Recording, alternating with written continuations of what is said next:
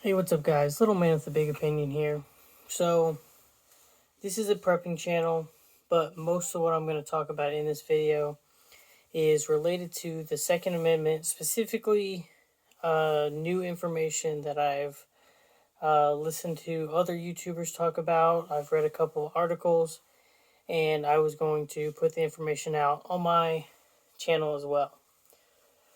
So, it does kind of fall under, Second Amendment news. Um, you know, your right to keep and bear arms, that kind of thing. Uh, if you couldn't tell, there's a ammo shortage going on. It started March, April timeframe, and I mean, it looks the same way it did back in 2008 and in 2012. And those lasted anywhere between 1 and 3 years for certain calibers. Specifically in 2012, you couldn't find the 22 long rifle anywhere. If you ever found it, it was $6-7 a box when it's normally in the $3 range, so nearly double what you would normally pay. Most stores, uh, back when Walmart was really big into selling firearms, they'd get the ammo in and they'd kind of hide it, almost like they didn't want people to know that they had it. You were limited to 1 or 2 boxes each time you went, and it's a pretty big deal. So we're nearing the 1 year mark of this ammo shortage. The big issue with that, though, is having a pandemic going on has caused people to panic buy lots of items, anywhere from your peanut butter, your Clorox wipes, all those different things.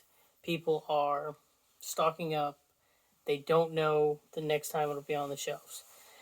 Ammo hit that list as well.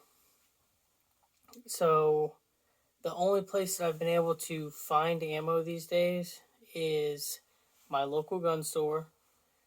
And here in Texas, at least, we've still had gun shows. Granted, they're a lot smaller than what they normally are. And I enjoy going to the gun shows. A lot of the times, there's a lot more varied vendors. Some guy selling beef jerky, some person selling cutting boards. The last time I went, it was like 95% firearm related. The other thing in 2020 that is compounding on this issue of, a shortage of ammo is it was 8.1 or 8.4 million Americans bought their first firearm in 2020. Either way, that is a substantial amount of new customers into a strained market. It was 23 million firearms sold altogether in 2020, which was breaking records.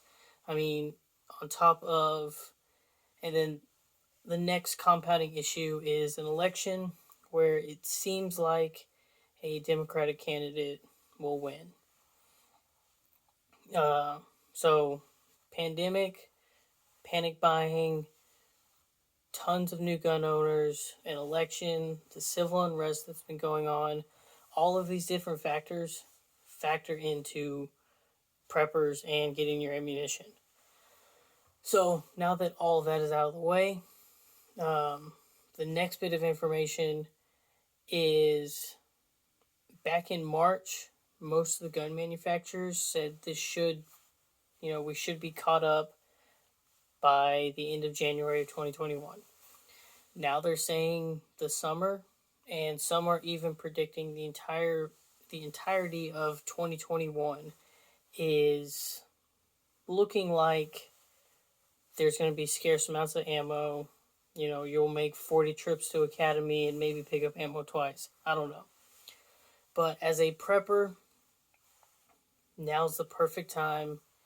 If you think you're doing great on food, food has been iffy on when staples are or not on the shelves, but maybe pick up an additional firearm. maybe try to get in an odd caliber. As much as I dog on buying a Car 98, the ammo hasn't really gone up in price for that firearm because there's not that many in the United States. Italy didn't make as many of them as the Mosin Nagants or the Lee Enfields or the Car 98s.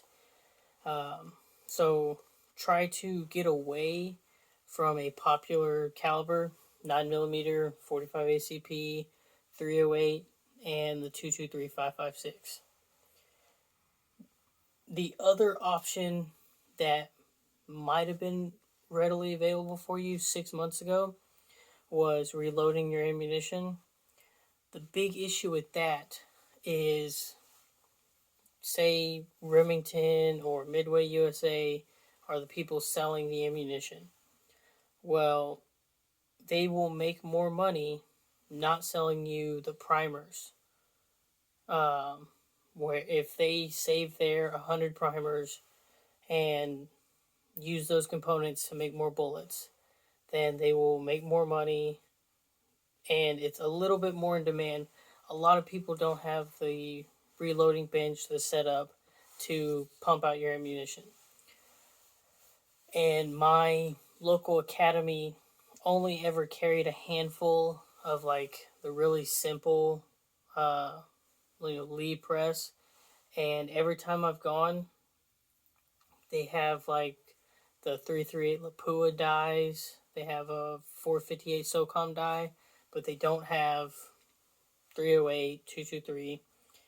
That avenue is kind of gone for now. But if it's something that you have the funds to put into, a reloading bench is fantastic. It saves you money. It gives you something to do. It puts you more on the track for self-reliance.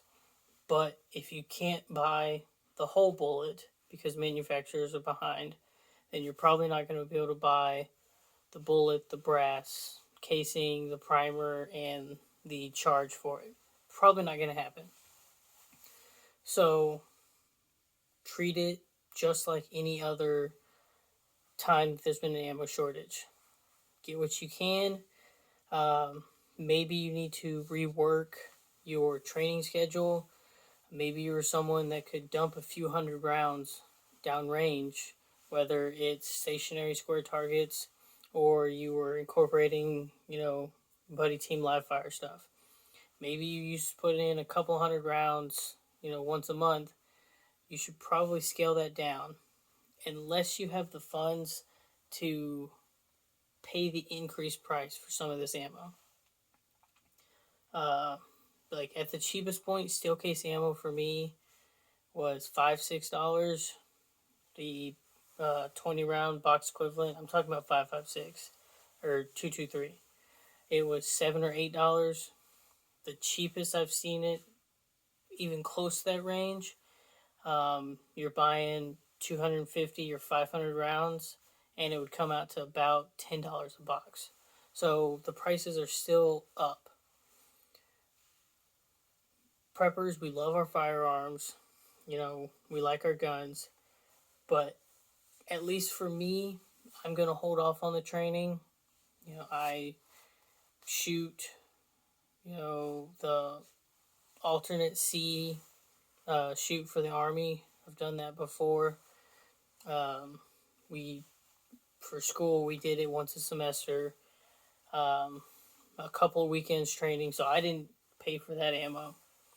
But at least for the near future for me, it's going to be about putting away ammunition, and I can do dry fire reloads and different things like that to keep my skills up. Like I said, if you have the funds to keep shooting and buying, then do that. But I think our best bet as preppers right now is to continue to put away food, continue to put away water. And when we find ammo, if it's a decent price or you have the money to pay the increased price, go for it. They are still selling some ammo online. I was able to pick up a couple boxes for my World War II Japanese Osaka, and That's another very odd caliber. It goes with the collection of surplus firearms, but there's, again, not a lot of people are after that specific round. You know, you're gonna want to diversify. For me, I guess this is another great tip along with this Second Amendment video. I have 10 different firearms. None of them shoot the same ammunition. And so, what that allows you to do, especially with this shortage, I have yet to see 223 unless it was that increased price at a gun show. Picked up some Carcano, picked up some 7.7 by 58. I picked up shotgun ammo. So it's just like with, diversifying your stocks, diversifying your retirement. Um, you don't want to put all your eggs in one basket. If you only have the one firearm, you're only looking for one caliber, and if that caliber is not available, then you're not shooting, whether that's training or protecting your castle. Okay, that was a lot of talking. We're at the end of the video, so please like, share, subscribe, comment, do all of those things. Especially share with your friends and family if you think this information will help them. And I'll catch you next time.